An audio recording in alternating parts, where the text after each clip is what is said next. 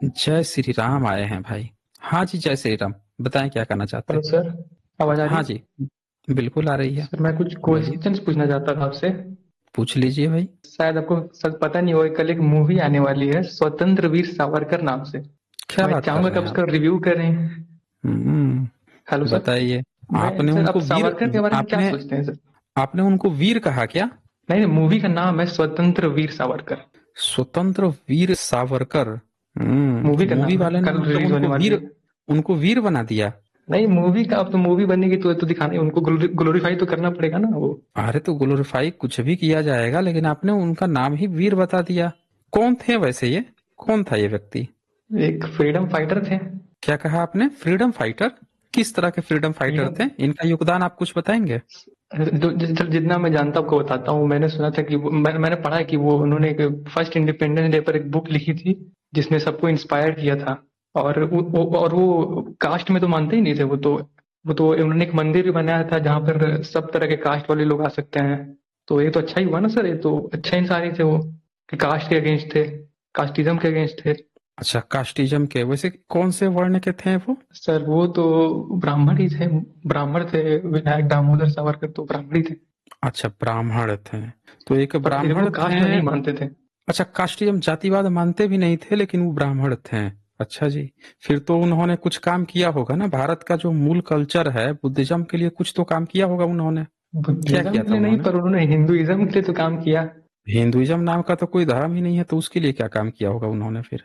भारत नहीं का सर, मूल धर्म देखिए। यहाँ का बुद्धिज्म है। इतिहास कहता है कि भारत बुद्धिस्ट की धरती है, बुद्ध की धरती है। तो उन्होंने अपने ही धरती के लिए, अपने ही पुरखों के लिए कुछ काम नहीं किया। सर मैं इन वो नहीं बोल वैसे वो सकता कि कहाँ देखिए। से, उनके पुरखे कहाँ से थे।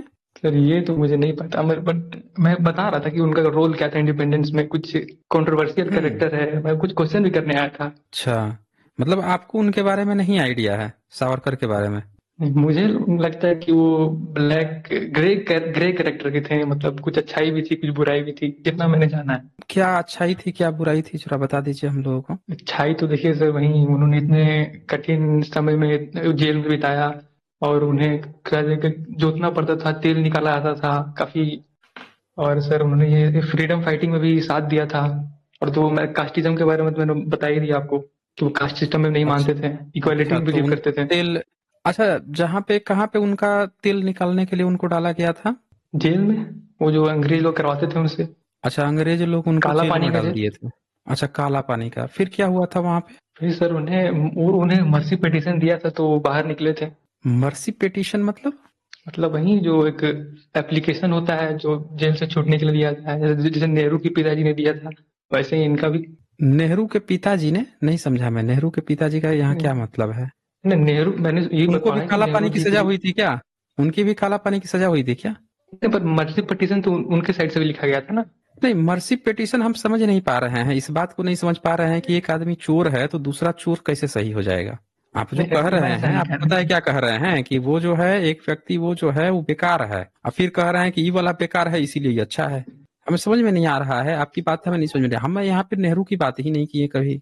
ना हम उनके बारे में जाने, ना हम उनके बारे में कोई हमको आइडिया है कि वो गए थे कि नहीं गए थे, ना उनकी यहाँ पे बात चल रही है। आप वैसे तो सर नहीं है कि मैं उनकी मतलब साइड से नहीं आपको लड़ रहा। वो आता हो। नहीं, साइड की बात नहीं है, आपको मतलब नेहरू क्यों याद आ गए यहाँ पे, उनकी तो बात ही नहीं चल रही थी। कोई आपका पर्सनल उनके साथ कुछ है क्या चक्कर, नेहरू के साथ। नहीं नहीं नहीं, नेहरू को तो हमें पसंद नहीं, आपको पता ही है। हम नहीं राइट कोई बात विंगर्स नहीं, को। आपको पसंद नहीं, आपको पसंद, अच्छा आप राइट विंगर हैं। एक तरह से थोड़ा बहुत काइंड ऑफ बोल सकते हैं। तो अच्छा झुकाव उसकी अच्छा। तरफ है। हम्म। तो वैसे आपके जो सावरकर हैं उन्होंने क्या बताया था, उनके पूर्वज कहाँ से आए थे। अरे ये तो नहीं पता सर। मैं उनका साइड नहीं ले रहा हूँ, मैं क्वेश्चन कुछ करने आया था नहीं कि नहीं, पूछना था कि वो सच है कि नहीं। हम तो आपसे कह ही नहीं रहे हैं। हम तो आपसे सिर्फ यही पूछ रहे हैं कि उन्होंने क्या बताया था, उनके पुरखे कहाँ से आए थे। सर ये तो नहीं पता सर, आप बता दीजिए। अब बताइए, वो तो हमने तो सुना है कि वो बताए थे कि उनके पुरखे जो है ईरान से आए थे। सर इसका तो मुझे ये आइडिया बात नहीं सही है। बस। उनकी किताब तो आप पढ़े होंगे ना। हाँ सर, किताबें नहीं, बट मैं यूट्यूब पे वीडियोस देखा हूँ ना, जो अरे दोनों आप पक्ष का। देखें, अब ये सब व्हाट्सएप यूनिवर्सिटी वाला काम मत किया कीजिए कि हमने व्हाट्सएप पे ये देख लिया था, हमने यूट्यूब पे वो देख लिया, ये सब काम मत किया कीजिए। सीधे सीधे बताइए कि आप जो हैं, उन्होंने अपनी किताब में लिखा था कि उनके जो पुरखे हैं वो ईरान से आए हैं। और दुनिया भी मानती है, वो भी मानते हैं, ये तो उन्होंने साफ साफ लिखा हुआ है। तो अब ये बताइए कि अगर उनके पुरखे ईरानी थे, भारत के थे नहीं, तो भारत के बारे में क्या किए होंगे भाई? ऐसे तो मुस्लिम भी भारत में वो कहता है कि उसके पुरखे विदेश से आए हुए हैं, तो जो विदेश से आया हुआ है वो विदेश का है, उसका यहाँ से क्या मतलब है? और आप कह रहे हैं कि अब हिंदू सर, के लिए काम किए। भारत में हिंदू नाम का कोई धर्म ही नहीं था। भारत में इतने ज्यादा बुद्धिस्ट विश्वविद्यालय मिल रहे हैं, बुद्धिस्ट की मूर्तियां मिल रही हैं, हिंदू नाम का तो कुछ मिला ही नहीं। हम्म तो वो स्वतंत्रता संग्राम कर किस चीज के लिए रहे थे? क्या चीज के लिए कर रहे थे? सर वो हिंसा में नहीं, गांधी जी के अपोजिट है ना, वो अहिंसा में विश्वास रखते थे, तो तो उन्होंने बुक भी लिखी नहीं नहीं, थी मैं समझा। वही अच्छा, सबसे। एक मिनट, एक मिनट, आपने कहा कि गांधी के वो विरोध में रहते हैं। हाँ अच्छा जी। तो गांधी के विरोध में थे तो फिर माफीनामा काहे मांग लिए वो? सर, कोई इतना टॉर्चर करेगा जेल में तो फिर वो एक स्ट्रेटेजी इसको तो आप बोल सकते हैं, जेल से बाहर अच्छा निकलने आप का। ये अच्छा मतलब आप ये कहना चाह रहे हैं कि जेल में कितने लोग गए थे वैसे? काला पानी की सजा कितने लोगों को हुई थी? बहुत सारे लोग थे सर, कुछ थाउजेंड्स कुछ नंबर था। थाउजेंड्स। कितने लोगों ने माफीनामा मांगा था? सर, सर ये सब नहीं पता सर, शायद कुछ लोगों ने हम्म मांगा होगा जो नहीं सह पा रहे होंगे।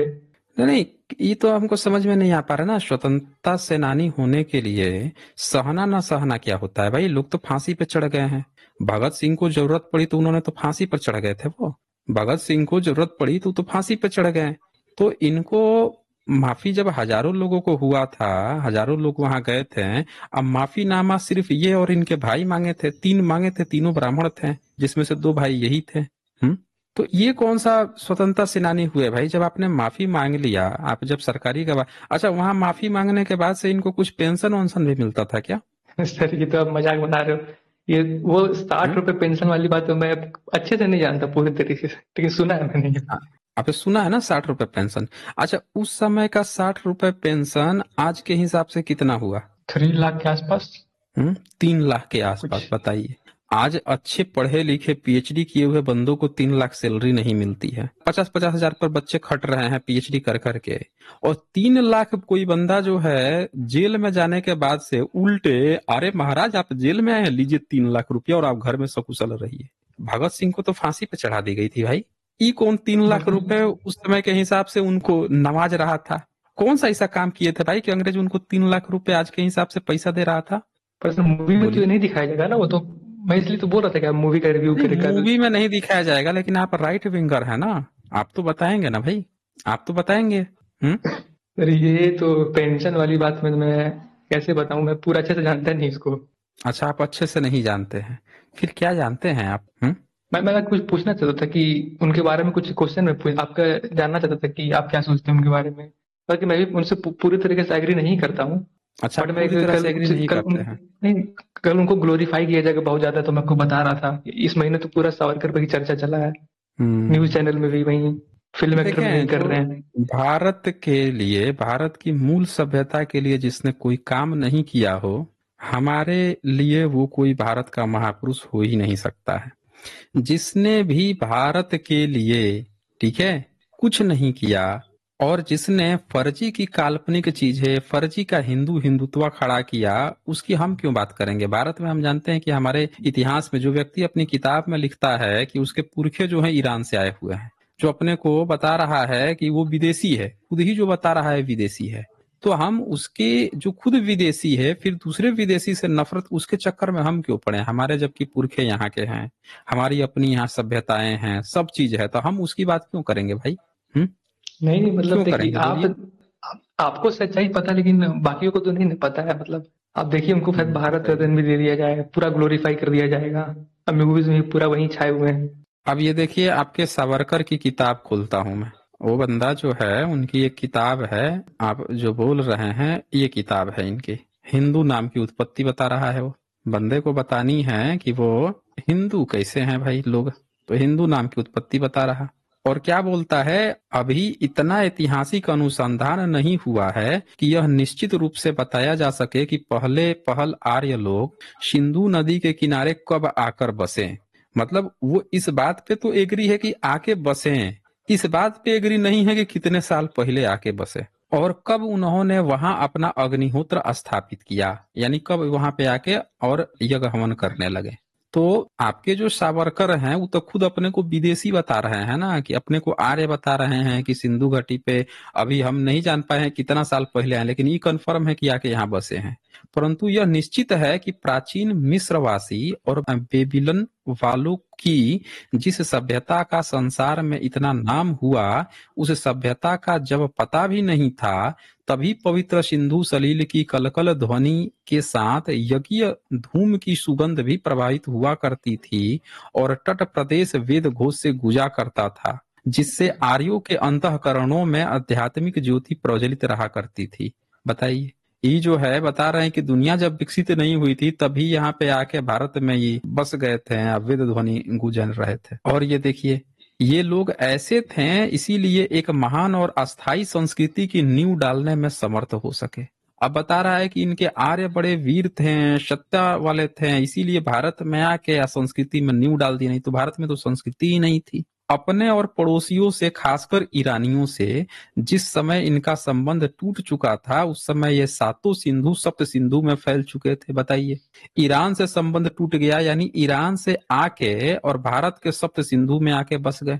और इनमें राष्ट्रीयता की भावना केवल विकसित ही नहीं हुई थी, प्रत्युक्त उन्होंने इसका स्थान और नाम भी निर्दिष्ट कर दिया था। लीजिए भाई साहब, ये कौन सा राष्ट्रीयता होती है भाई? आप ईरान में थे, ईरान से आप भारत में आ गए, तो राष्ट्रीयता आपकी ईरान के लिए थी या भारत के लिए डेवलप हो गई? इतनी जल्दी दूसरे के लिए कैसे डेवलप हो जाएगी भाई? और आप सप्त सिंधु सिंधु की बात कर रहे हैं, तो सिंधु के लिए आपकी राष्ट्रीयता थी, तो फिर तो पाकिस्तान चले जाना चाहिए था।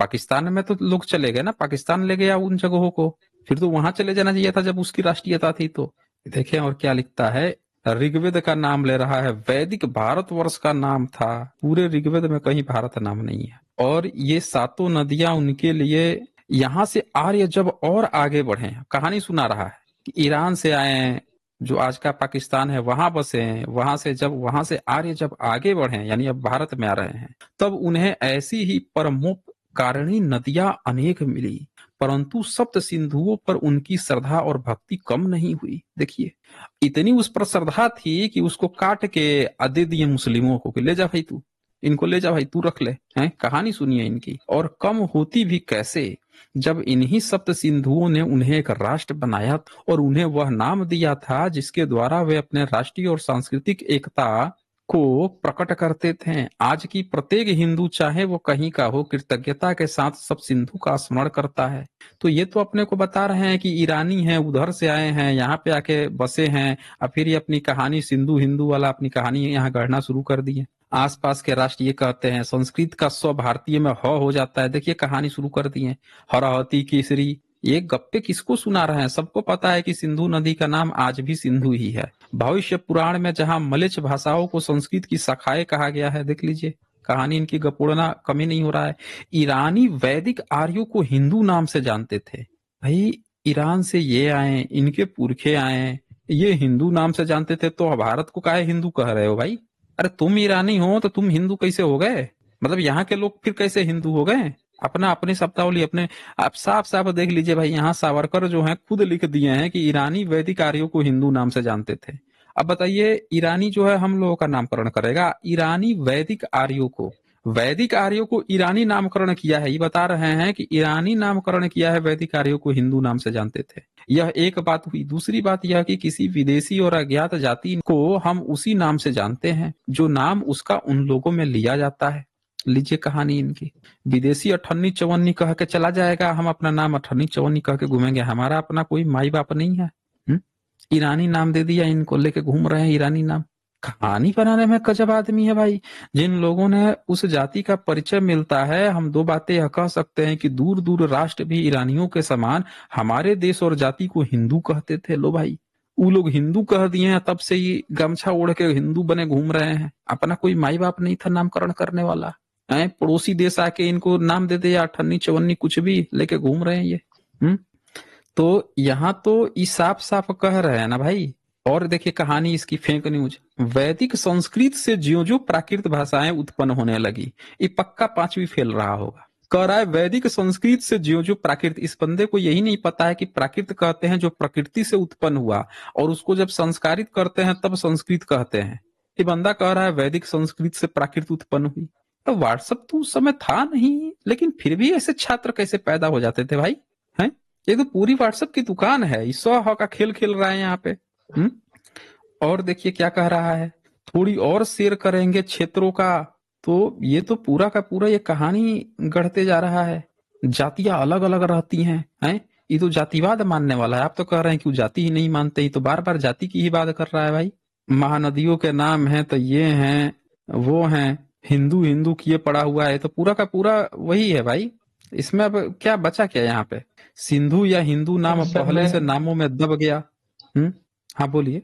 सर वो जो एक बात थी कि उन्होंने जेल में खून से अपने खून से वो पोएट्री की थी, कविता लिखी थी, वो सच है? अब भाई जो व्यक्ति माफीनामा मांग रहा है वो कैसे खून से लिख देगा, हमको तो यही नहीं समझ में आ रहा है। 1000 लोग जो हैं जेल में गए, हजारों लोग गए जेल में, लेकिन वहां से माफी मांगा सिर्फ 3 ब्राह्मण, जिसमें से 2 यही भाई लोग थे। हम बोल रहे हैं कि आप खूब वीरता का प्रदर्शन किए हैं और लड़ाई चल रही है, फिर मैदान से भाग गए, तो आप महान योद्धा कहलाएंगे या कायर कहलाएंगे? सर बोलिए। माफी बहुत लोगों ने मांगी, तो वो अकेले थोड़ी ना थे। हमने तो यही पढ़ा है भाई कि 3 लोग माफी मांगे थे, या तीनों ब्राह्मण थे। सर एक बोलिए। जवाहरलाल नेहरू भी थे, उनकी बात कोई नहीं करता, सिर्फ इंडिपेंडेंस जवाहरलाल देने से। नेहरू कब काले पानी की सजा हुई थी भाई? हमने तो सुना ही नहीं कि काले पानी की सजा हुई थी। जवाहरलाल नेहरू नहीं को बट काले उनके पानी की कहाँ सजा हुई थी? हैं? और ये बताइए, जवाहरलाल नेहरू से आप बार बार तुलना क्यों कर रहे हैं? हमें तो यही नहीं समझ में आ रहा है कि आप जवाहरलाल नेहरू से क्यों तुलना कर रहे हैं। नेहरू को तो आप गाली देते हैं, आप लोगों ने उनको पता नहीं क्या क्या बना दिया है। तो क्या सावरकर को भी आप उसी लेवल पे गाली देंगे जिस लेवल पे आप नेहरू को गाली देते आए हैं? बोलिए। यहाँ पे तो आप सावरकर को बचा रहे हैं, नेहरू को गलत बता रहे हैं। नेहरू की तो खूब खिंचाई किए हैं आप लोग। तो आप जो है सावरकर को इतना किए हैं, गाली गलौज किए हैं, इतना इतना उनको बदनाम किए हैं। बोलिए। अगर आपको यही बात की तुलना करनी है कि उनका तो पिताजी वकील थे, उनको तो टैक्टिस पता होगी, उनको तो पता होगा ना कि कैसे यहाँ से निकलना है, क्या करना है। तो उनके पिताजी वकील थे, मोतीलाल कुछ नाम था ना, सबसे धनी वकील थे। मोतीलाल। तो जो आपके सावरकर हैं, इन्होंने फिर क्या किया भाई? ये कैसे क्रांतिकारी कैसे कहलाएंगे? सर इतना बोलिए। टॉर्चर करने के बाद तो कोई भी माफीनामा लिख ही देगा, कुछ ये लोग होते हैं जो नहीं सह पाते। अच्छा नहीं सह पाते। एक बात बताइए आप हमें कि हजारों लोग थे वहां पे, चलो मान लेते हैं कि हजारों लोग थे, हजारों लोगों को लिखने पढ़ने नहीं आता होगा, वो माफीनामा नहीं लिख पाए, इन्होंने माफीनामा लिख लिया। तो माफीनामा लिख भी लिया, तो एक बात बताओ कि वहां से निकलने के बाद से वो पेंशन 3 लाख रुपया काहे ले रहे थे भाई? आज के हिसाब से 60 रुपया पेंशन, वो किस चीज का ले रहे थे? किस चीज के लिए भाई? अंग्रेजों से कौन सी डील कर लिए कि हम आप हमको पेंशन दीजिए? हमने तो सुना है कि कोई सर्विस देता है उसी को पेंशन मिलता है। कौन सी सर्विस देते थे वैसे उसमें, उस 60 रुपए में, उस समय के? और ये तो ये जय फंसा श्री दिए राम। मेरे को ये। देखिए कह रहे हैं कि हमको फंसा दिए। ये फंसने वाली कौन सी बात है भाई? आप ही तो कह रहे हैं कि भाई उसमें जो है टॉर्चर नहीं सह पाए, तो नहीं सह पाए ठीक है, लेकिन सर्विस तो देते होंगे ना। 60 रुपया ऐसे फ्री में अंग्रेज दे देगा? बोलिए। नहीं सर, मैं आया था आपको वही अवेयरनेस बताने के लिए कि कल एक मूवी रिलीज हो रही है और फिर क्या क्या होगा उनके बारे में, पूरा उनको पूरा ग्लोरीफाई किया जाएगा, एक पूरा महान बताया जाएगा। भाई वो जो भी कहें, हम तो आपसे सीधे सीधे पूछ रहे हैं भाई कि उन्होंने पेंशन किस बात की ली थी, सर्विस कौन सी दी थी? हमने तो सुना है कि अंग्रेज जो है क्रांतिकारियों को पकड़ के फांसी पे टांग देते थे। भगत सिंह के साथ रहम नहीं किए, उनकी तो भगत सिंह की तो उम्र भी कम थी। उन्होंने ऐसी कौन सी सर्विस दी थी भाई कि आज के 3 लाख रुपया, मैं बता रहा हूँ, आज का पीएचडी किया हुआ बंदा जो है 50-50 हजार रुपये पर काम करने को मजबूर है। और उस समय के हिसाब से 3 लाख रुपया कोई जेल में काट के आ रहा है, लोग मर गए, फांसी पर चढ़ गए, मिल रहा है। इतनी बड़ी कौन सी इतनी सर्विस थी भाई? हैं? इतनी हैवी सर्विस कौन सी दे दिए थे भाई कि उतना पैसा मिल रहा था? बताइए जरा हमें। बोलिए। सर देखिए, आपकी बात तो सही है कि ये आप मतलब कि आप यही से ज्यादा कहना चाहते हो कि वो ब्रिटिश एजेंट थे, एक उनके लिए ही काम करते थे। हम कुछ कह ही नहीं रहे ना, हम होते कौन है कहने वाले? हम तो पूछ रहे हैं आपसे कि आप बताइए ना कि कौन सी ऐसी सर्विस थी कि इतना बड़ा हैवी अमाउंट देना पड़ा अंग्रेजों को? सर मतलब वो कुछ कुछ तो किए होंगे उनके लिए ही कुछ, कैसे बताऊं। इसके बारे में पूरा तो क्लियर नहीं हूं मैं, मतलब मैं बता रहा था कि नहीं वो क्लियर है ब्लैक ना? एंड व्हाइट देखें, कैरेक्टर है। अब इनकी किताब हमने पढ़ लिया, ये बंदा जो है बुद्ध धर्म से जलता था। अब तो इसका एकदम नस पकड़ लिया मैंने। आप जिसका कह रहे हैं, देखिए क्या लिखा है। लिखा है नीचे, बौद्ध मत का पतन होने का सबसे प्रधान कारण है, हम समझते हैं उसका और विद्वानों पर उतना ध्यान नहीं गया है। ये जो है खुद माफी मांग के आ गए ये।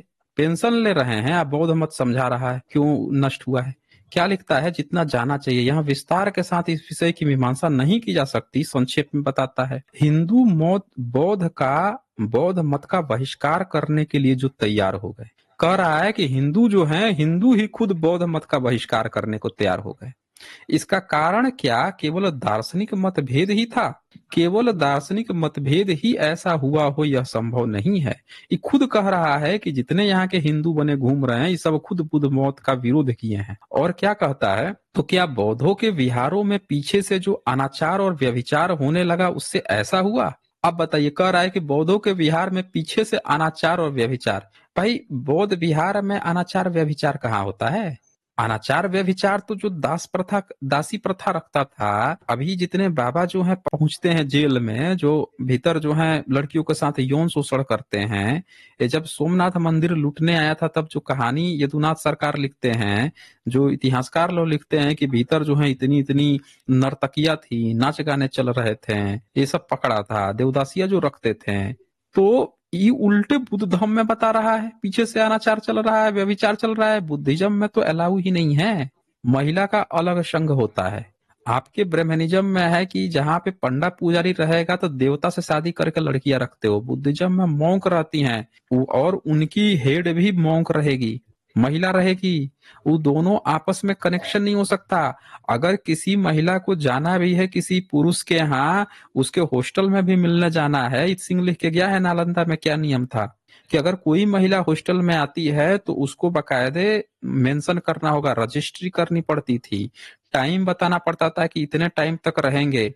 और उसमें भी ये नियम था कि आप अकेले जाके किसी के रूम में नहीं जा सकती हैं, प्रॉपर मिल के जाते थे। ये व्यभिचार का तो नियम ही नहीं था। ये कौन कहानी ये गढ़ रहा है भाई? ये तो बदनाम कर रहा है बुद्धिज्म को। मतलब जितने फेक न्यूज फैली है, ये सब आप लोगों ने फेक न्यूज फैलाई है बुद्धिज्म के बारे में, और इसको वीर बता रहे हैं आप। और देखिए क्या लिखता है, यह भी कारण एकमात्र नहीं हो सकता। फिर कहता है कि उन तपस्वी और ज्ञानी अरहतों भिक्षुओं की परंपरा तो अभी तक जारी थी, और व्यभिचार केवल बौद्ध बिहार में ही तो नहीं था। ऐसे ऐसे दोषों का इतना भयानक परिणाम भारतवर्ष से बौद्धों की सत्ता ही उठ गई, कदापि न होता यदि बौद्धों के प्रचार का राजनीतिक परिणाम राष्ट्र की जीवन शक्ति तो और क्या हमारी जाति के अस्तित्व के लिए इतना विघातक न होता। अभी तो अपनी जाति पर ले आया, कह रहा इसके जाति के अस्तित्व में विघातक नहीं होता।